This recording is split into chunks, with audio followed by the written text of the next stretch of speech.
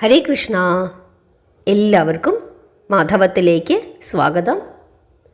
ശ്രീമദ് മഹാഭാഗവതത്തിലെ അവസാന ഭാഗങ്ങളിലേക്കാണ് നമ്മളിപ്പോൾ കടന്നുകൊണ്ടിരിക്കുന്നത്.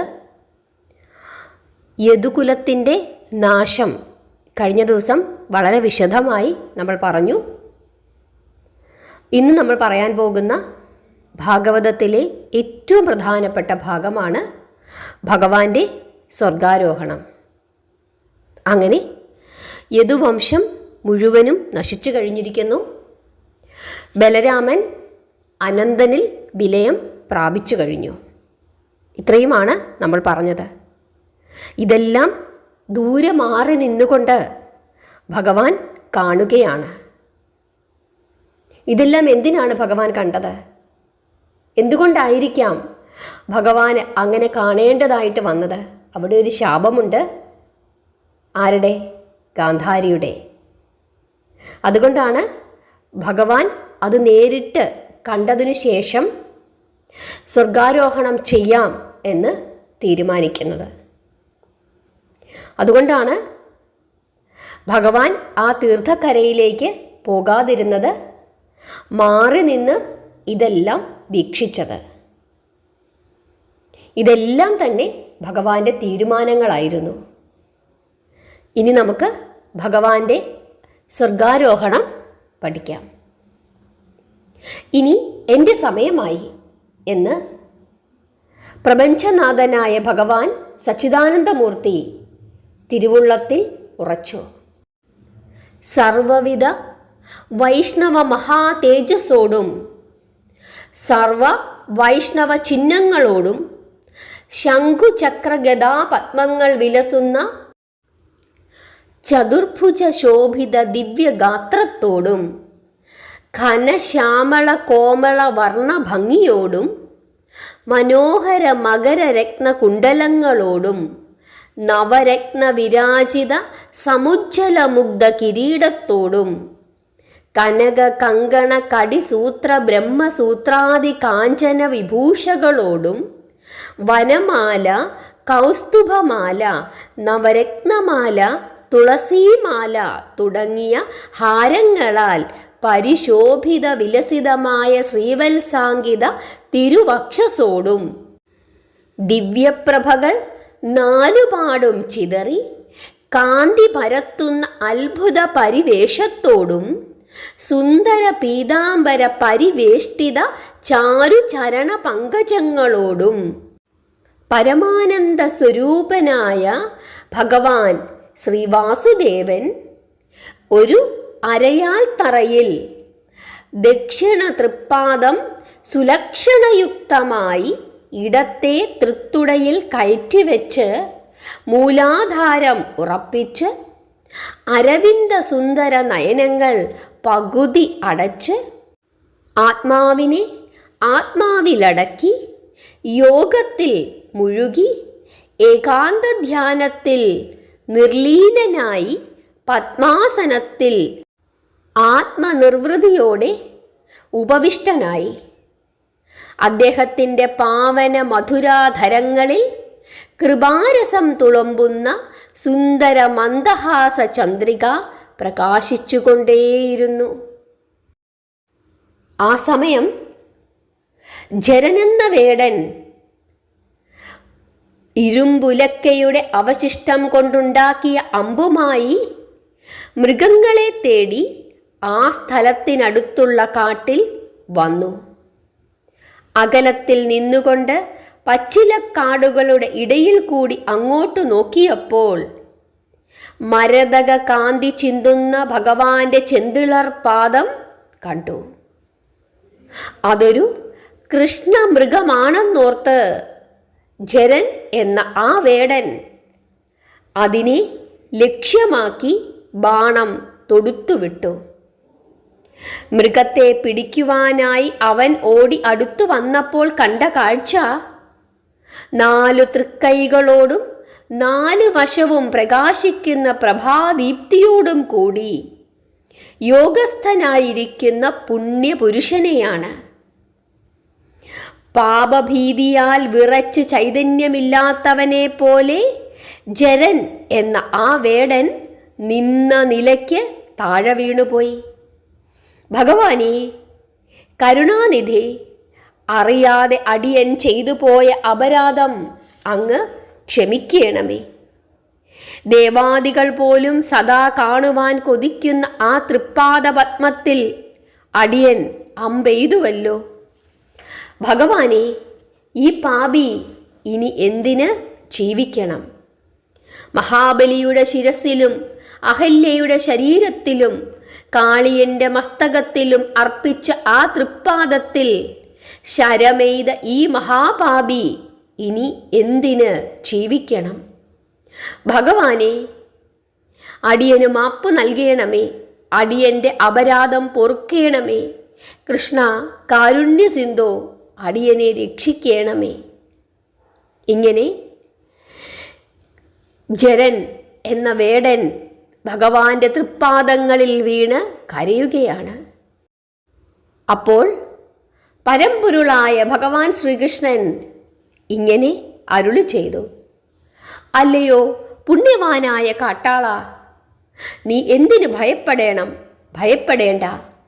നീ ധന്യനായി ഭവിച്ചിരിക്കുന്നു. ഞാൻ തന്നെയാണ് നിന്നെക്കൊണ്ട് ഇത് ചെയ്യിപ്പിച്ചത്. ഇരുമ്പുലക്കയുടെ അവശിഷ്ടത്താൽ ഉണ്ടാക്കപ്പെട്ട അമ്പിനാൽ അവസാനം ഞാനും വധിക്കപ്പെടും എന്ന് വരുത്തുവാൻ വേണ്ടി അവസാനം ഞാനിത് നിന്നെക്കൊണ്ട് ചെയ്യിപ്പിച്ചു. അതിന് നീ അപരാധിയല്ല. നീ സുഹൃതികളിൽ സുഹൃതിയായി തീർന്നിരിക്കുന്നു. ഭൂമിയിൽ നിനക്കു ജീവിക്കുവാൻ ആഗ്രഹമില്ല എന്ന് പറഞ്ഞതുകൊണ്ടും എൻ്റെ സ്വർഗാരോഹണത്തിന് നീ കാരണഭൂതനായി ഭവിച്ചിരിക്കുന്നത് കൊണ്ടും എന്നിൽ നിനക്ക് ദൃഢമായ ഭക്തി ഉള്ളതുകൊണ്ടും നിനക്ക് ഞാനിപ്പോൾ തന്നെ മുക്തി നൽകുന്നു. തത്സമയം വിഹായസിൽ നിന്നും ഒരു ദേവവിമാനം താഴെ വന്ന് അജരൻ എന്ന വേടനെയും കയറ്റിക്കൊണ്ട് സ്വർഗലോകത്തിലേക്ക് ഉയർന്നു. അവൻ്റെ ജഡം മാത്രം അവിടെ അവശേഷിച്ചു. അവൻ്റെ ആത്മാവ് സ്വർഗം പ്രാപിച്ച് മുക്തി നേടി. അർജുനനെ കൂട്ടിക്കൊണ്ടുവരുന്നതിനായി ഹസ്തിനപുരിയിൽ പോയിരുന്ന ദാരുകൻ അപ്പോഴാണ് തിരിച്ചു വന്നത്. പ്രഭാസാ തീർത്ഥതീരത്തു നടന്ന ദാരുണ സംഭവങ്ങൾ സർവവും ആ സാരഥി അറിഞ്ഞു കഴിഞ്ഞിരുന്നു. ആ കൂട്ടത്തിൽ ഭഗവാൻ എന്തെങ്കിലും സംഭവിച്ചോ എന്ന് ഭയപ്പെട്ട് അവൻ അവിടെ പോയി അന്വേഷിച്ചതിനു ശേഷമാണ് അരയാൽ തറയിൽ ഓടി അണച്ചെത്തിയത്. വന്നപാടെ ജഗത്പതിയുടെ പുണ്യപാദങ്ങളിൽ നമസ്കരിച്ചുകൊണ്ട് അവൻ ഇങ്ങനെ ഉണർത്തിച്ചു: ഭഗവാനെ, പാർത്ഥനെ വിളിക്കുവാൻ അടിയനെ പറഞ്ഞയച്ചിട്ട് അവിടുന്ന് ഈ മായാലീലകൾ ആടുകയായിരുന്നു. ലോകരക്ഷക, അങ്ങ് ദിവംഗതനാവാൻ ഭാവിക്കുകയാണോ? ഈ പ്രപഞ്ചമണിദീപം അണയുവാൻ തുടങ്ങുകയാണോ? അങ്ങയുടെ തൃപ്പാദങ്ങളിൽ കാണുന്ന അമ്പും ഈ ചത്തുകിടക്കുന്ന വേടനും, അയ്യോ, ഇതിൻ്റെ രഹസ്യം എന്താണ്? സദാസമയവും നിന്തിരുവടിയുടെ കൂടെ സാരഥിയായി നടന്ന ഈ ദാരുകൻ ഇതെങ്ങനെ സഹിക്കും? കൃഷ്ണ, ലോകരക്ഷകനായ ഭഗവാനെ. ഇങ്ങനെ പറഞ്ഞുകൊണ്ട് ദാരുകൻ ഭഗവാന്റെ തൃപ്പാദങ്ങളിൽ കിടന്ന് കരയുകയാണ്. അപ്പോൾ സർവശക്തനായ ഭഗവാൻ ഇങ്ങനെ അരുളി ചെയ്തു: ഭക്തനായ സൂത, നീ കരയാതെ എഴുന്നേൽക്കുക. ഇത് കരയുവാനുള്ള സമയമല്ല. എൻ്റെ അവതാരകാലം അവസാനിച്ചിരിക്കുന്നു. മൂലകാരണമായ വിഷ്ണുവിൽ വിലയം പ്രാപിക്കേണ്ട സമയം ആസന്നമായിരിക്കുന്നു. അതിനാൽ ഈ ലോകം ഞാൻ വെടിയുകയാണ്. എനിക്ക് 106 വയസ്സ് പ്രായമായി. നീയും നിന്റെ കർമ്മബന്ധങ്ങൾ അവസാനിപ്പിച്ച് സ്വർഗലോകം പ്രാപിച്ചാലും ആകട്ടെ, നിന്റെ കൂടെ വന്ന ഫൽഗുനൻ എവിടെ? അദ്ദേഹം ദ്വാരകയിലുണ്ട്. അവിടുന്ന് ഇവിടെയാണെന്നറിഞ്ഞിരുന്നുവെങ്കിൽ ഇങ്ങോട്ട് വരുമായിരുന്നു. ഇങ്ങനെ ദാരുകൻ പറഞ്ഞപ്പോൾ ഭഗവാൻ ഇപ്രകാരം അരുളി ചെയ്തു: ദാരുക, നീ ഇനി ഒട്ടും ഇവിടെ താമസിക്കണ്ട. വേഗം തന്നെ ദ്വാരകയിൽ പോയി യദുവംശനാശ വൃത്താന്തം മുഴുവനും അവിടെ അറിയിക്കുക. ആരും പറയാനില്ലാത്തതുകൊണ്ട് അവിടെയൊന്നും അറിഞ്ഞു കാണുകയില്ല. ജ്യേഷ്ഠന്റെ സ്വർഗാരോഹണ വിവരവും ധരിപ്പിക്കണം. ഞാനും ഉടനടി പ്രപഞ്ചത്തിൽ നിന്നും മറയുമെന്നും അറിയിക്കുക. എൻ്റെ തിരോധാനത്തോടുകൂടി ദ്വാരക സമുദ്രത്തിനടിയിൽ താഴും. അതിനു മുമ്പ് അവിടെ ഇപ്പോൾ അവശേഷിച്ചിട്ടുള്ള എല്ലാവരും തങ്ങൾക്കുള്ള ധനധാന്യാദികൾ എടുത്തുകൊണ്ട് വൻകരയിലേക്ക് കടക്കുവാൻ പറയണം. അവരെല്ലാവരും ഇനിമേൽ അർജുനന്റെ കൂടെ ഇന്ദ്രപ്രസ്ഥത്തിൽ പോയി താമസിക്കുവാൻ ഞാൻ ആജ്ഞാപിച്ചിരിക്കുന്നതായി അറിയിക്കണം. എൻ്റെ നിർദ്ദേശം വിജയനെയും പ്രത്യേകം ധരിപ്പിക്കണം. ഇന്ദ്രപുത്രനെ ഇവിടെ വരുത്തിയത് അതിനു വേണ്ടിയിട്ടാണ്. അനിരുദ്ധന്റെ പുത്രനായ വജ്രകുമാരനെ യദുകുല രാജാവായി വാഴിക്കുവാൻ ഞാൻ പറഞ്ഞതായി പാർത്ഥനെ ധരിപ്പിക്കണം. ദ്വാരകയിൽ എൻ്റെ മന്ദിരത്തിൽ നീ പ്രവേശിച്ച് ധ്യാനനിരതനായി ഇരുന്നു കൊള്ളുക. സമുദ്രം കയറി അത് മുക്കിക്കഴിയുമ്പോൾ നിനക്ക് എൻ്റെ പാദങ്ങളിൽ ലയിക്കുവാൻ കഴിയും. ഇപ്രകാരം തിരുവായ്മൊഴി തൂകിയതിനു ശേഷം 14 ലോകങ്ങൾക്കും ആധാരഭൂതനായ ആദിമധ്യാന്തരഹിതനായ ഭഗവാൻ ശ്രീ വാസുദേവൻ തൻ്റെ തൃക്കണ്ണുകൾ നിമീലനം ചെയ്തു. യോഗധാരണ ധ്യാനനിരതനായി പ്രാണനെ അടക്കി സമാധിയിൽ ലയിച്ച് നിശ്ചലനായി ഇരുന്നു. ആ സമയം അദ്ദേഹത്തിൻ്റെ ഗരുഡാങ്കിത ധ്വജത്തോടു കൂടിയ ദേവരഥവും പാഞ്ചജന്യ ശംഖും വെള്ളക്കുതിരകളും പത്മവും ശാർഗം എന്ന ധനുസും കൗമോദകം എന്ന ഗദയും പ്രകാശദീപ്തിയോടെ ആകാശത്തിലേക്കുയർന്നുയർന്ന് അപ്രത്യക്ഷങ്ങളായി. ഊർദ്ധ ശരീരനായി പത്മാസനം പൂണ്ട് നേത്രങ്ങളടച്ച് പ്രാണനാഡിയെ അഗ്നിസുഷുമ്നയിൽ കൂടി മേൽപോട്ടു ചലിപ്പിച്ച് അചഞ്ചലനായി സമാധിയിൽ ലയിച്ചിരിക്കുന്ന ത്രിലോകനാഥന്റെ മൂർധാവിൽ കൂടി നിർഗമിക്കുന്ന യോഗാഗ്നിയുടെ ധൂമം കണ്ട് ഭക്തപുളകിതനായ ദാരുകൻ ആ പുണ്യപുരുഷോത്തമന്റെ പരിപാവന പാദസന്നിധിയിൽ പലവുരു വീണ്ടും വീണ്ടും നമസ്കരിച്ചു. എഴുന്നേറ്റ് പലതവണ പ്രദക്ഷിണം വെച്ചും കുറേ നേരം നിർനിമേഷനായി നോക്കി നിന്നതിനു ശേഷം അദ്ദേഹം ദ്വാരകയിലേക്ക് ഓടി. ഭഗവാന്റെ സ്വർഗാരോഹണം കണ്ട് നയന സാഫല്യമടയുവാനായി കൈലാസവാസനും ബ്രഹ്മദേവനും ബ്രഹ്മർഷി മുഖ്യരും ഇന്ദ്രാദി ദേവസമൂഹവും ഗന്ധർവ കിം പുരുഷ യക്ഷ കിന്നരാദികളും ത്രിദേവികളും ദിവ്യനാഗങ്ങളും ആകാശവീതിയിൽ നിറഞ്ഞു നിന്നുകൊണ്ട് ഭഗവാന്റെ ജന്മകർമാദി മഹാത്ഭുത പുണ്യലീലകളെ വാഴ്ത്തി സ്തുതിച്ച് പൂമഴകൾ വർഷിച്ചു. ഇന്ദ്രനീലക്കല്ലിന് സമമായ ഭഗവാന്റെ പാവനഗാത്രം യോഗാഗ്നിയിൽ ദഹിച്ച് സുദർശന ചക്ര തേജസ്സിൽ ലയിച്ച് ദിക്കെങ്ങും വിളങ്ങുമാറ് പ്രഭാപ്രസരങ്ങൾ വീശി പ്രകാശിച്ചു. ആ മഹാ തേജസ് താരാപഥത്തിൽ ദേവാദികൾ നോക്കി നിൽക്കെ പശ്ചിമ ചക്രവാള സീമ ഭേദിച്ച് മിന്നിത്തിളങ്ങി വൈകുണ്ഠം പ്രാപിച്ച് വിഷ്ണു ഭഗവാനിൽ വിലയം പ്രാപിച്ചു. കൃഷ്ണമഹിമകളെ വാഴ്ത്തി സ്തുതിച്ചുകൊണ്ട് ദേവവൃന്ദങ്ങൾ പിന്നെയും പിന്നെയും കൽപ്പകത്തൂമലരുകൾ തുരുതുരാ തൂകി. നാരദമുനി കൃഷ്ണഗീതങ്ങൾ വീണയിൽ വായിച്ചുകൊണ്ട് ആനന്ദ നടനം ചെയ്തു. കിന്നര ഗന്ധർവന്മാർ ദേവഗാനങ്ങൾ ആലപിച്ചു. അപ്സരസുകൾ നൃത്തം ചെയ്തു. ബ്രഹ്മദേവനും മഹേശ്വരനും ദേവിമാരും ജഗന്മയന്റെ സ്വർഗാരോഹണം തൃക്കൺ പാർത്ത് പരമാനന്ദ പാരവാരത്തിൽ മുഴുകി.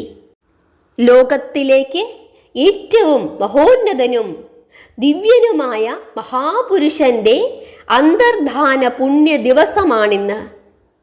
ഇന്നു മുതൽ കലിയുഗം ആരംഭിക്കുകയാണ് എന്ന് ബ്രഹ്മദേവൻ ദേവലോകവാസികളെ ധരിപ്പിച്ചു. സൃഷ്ടിസ്ഥിതി സംഹാര കർമ്മങ്ങൾക്ക് അധികാരിയായ ഭഗവാൻ ഒരു കാട്ടാളന്റെ അമ്പിന് ലക്ഷ്യമായി എന്നുള്ളത് അദ്ദേഹത്തിൻ്റെ ഒരു മായാതന്ത്രം മാത്രമായിരുന്നു. ജനന മരണമില്ലാത്ത താൻ മരണമുള്ള മനുഷ്യനായി ജനിച്ചപ്പോൾ മരണത്തിന് കാരണക്കാരനായി ജരൻ എന്ന ആ കാട്ടാളനെ ഭഗവാൻ വരിച്ചു എന്ന് മാത്രമേ ഉള്ളൂ. അതുകൊണ്ടാണ് ആ വേടന് സ്വർഗപ്രാപ്തിയും അദ്ദേഹം നൽകിയത്. ഹരേ കൃഷ്ണ. ഇതാണ് ഭഗവാന്റെ സ്വർഗാരോഹണ വർണ്ണന. ഭഗവാന്റെ സ്വർഗാരോഹണത്തോടു കൂടി ദ്വാപരയുഗം അവസാനിച്ചു. പിന്നീട് കലിയുഗമാണ്. ഭഗവാൻ സ്വർഗാരോഹണം ചെയ്യുന്നതിന് മുമ്പ് നമ്മളോടെല്ലാവരോടും പറഞ്ഞത് എന്താണെന്ന് നമ്മളെല്ലാവരും ഓർക്കണം. എന്താണ് പറഞ്ഞത്? നാമം ജപിക്കുക.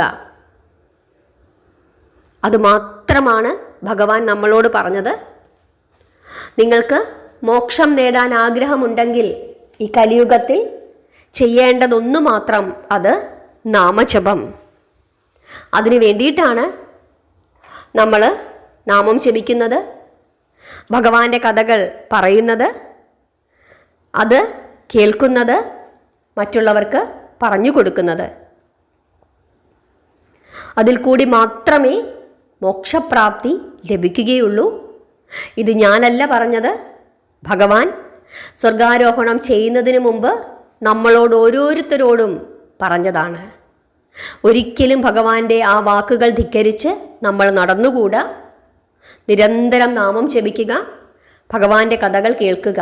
അതിനു വേണ്ടിയിട്ടാണ് എന്നും നമ്മൾ ഭഗവാന്റെ കഥകൾ പറയുന്നത്. എന്നും നിങ്ങൾ മാധവത്തിൻ്റെ കൂടെ ഉണ്ടാകണം. നമുക്കിങ്ങനെ ഒന്നിച്ച് പ്രാർത്ഥിച്ചും നാമം ചൊല്ലിയും ഭഗവാന്റെ കഥകൾ പറഞ്ഞും കേട്ടും മുമ്പോട്ട് പോകാം. അത്രമാത്രമേ നമുക്ക് സാധിക്കൂ, മറ്റൊന്നും നമുക്ക് സാധിക്കുകയില്ല. നിരന്തരം നാമം ജപിക്കുമ്പോൾ നമ്മുടെ ഉള്ളിലുള്ള അജ്ഞത മാറുകയും നമുക്ക് നല്ല വെളിച്ചം ലഭിക്കുകയും അതുവഴി നല്ല മാർഗത്തിലൂടെ നടക്കാൻ ഭഗവാൻ നമ്മളെ സഹായിക്കുകയും ചെയ്യും എന്ന് ഉറച്ചു വിശ്വസിക്കുക. ഭഗവാനെ വിശ്വസിക്കുക. ഏത് കഠിനമായ പ്രതിസന്ധിയിലും കൈത്താങ്ങായി എൻ്റെ കൂടെ എൻ്റെ ഭഗവാനുണ്ട് എന്ന് ഉറച്ചു വിശ്വസിച്ചു കൊള്ളുക.